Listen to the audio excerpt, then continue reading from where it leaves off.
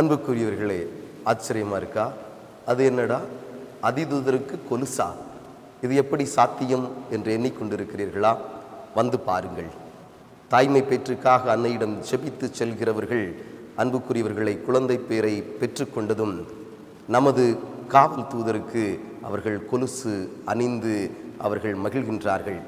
இதை வந்தபோது மே மாதம் 19ஆம் தேதி தான் இந்த ஆலயத்திற்கு பொறுப்பெடுத்து வந்தேன். ஒரு சில பேர் கொலுசுகளை கொடுத்து மிக்கேல் அதிதூதருக்கு போடன்னு சொன்னோன்னே எனக்கு சின்ன ஒரு குழப்பம், நெருடல்லாம் இருந்துச்சு. மிக்கேல் அதிதூதருக்கு கொலுசா?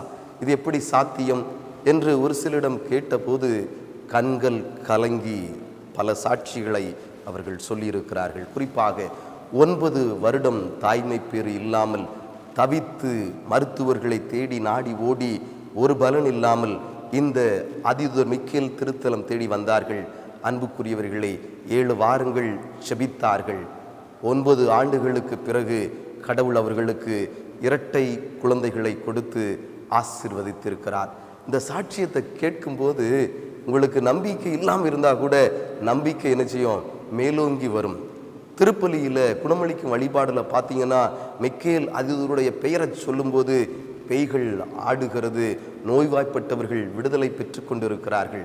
அன்புக்குரியவர்களே, நள்ளிரவு 12 மணிக்கு மிக்கேல் அதிதூதர் இந்த வெங்கடாசலபுரத்தை வலம் வந்து கொண்டிருக்கிறார் என்று மக்கள் இன்றளவும் சொல்லி கொண்டிருக்கிறார்கள்.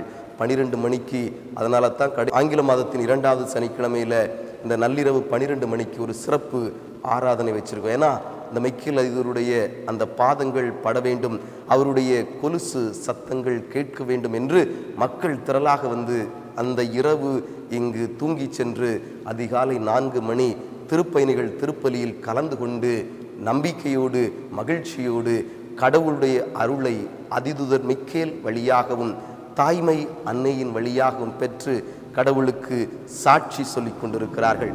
எனவே அன்புக்குரியவர்களே, உங்களுடைய வாழ்க்கையில் எந்த குறைகள் இருந்தாலும், எந்த தடைகள் இருந்தாலும், தீயாவினுடைய பிடிகள், செய்வினை கோளாறுகள், ஏவல்கள், பில்லி சுனியம் எது இருந்தாலும் இந்த அதிதூதர் தன்னுடைய அற்புதமான பரிந்துரையால், வல்லமை மிக்க ஜெபத்தினால் உங்களுக்கு நற்காரியங்கள் செய்ய தயாராக இருக்கிறாள். நம்பிக்கையோடு நீங்கள் இந்த அதிதூதரிடம் வாருங்கள், அற்புதங்களை காணுங்கள், சாட்சிகளாய் வாழுங்கள். ஆமேன்.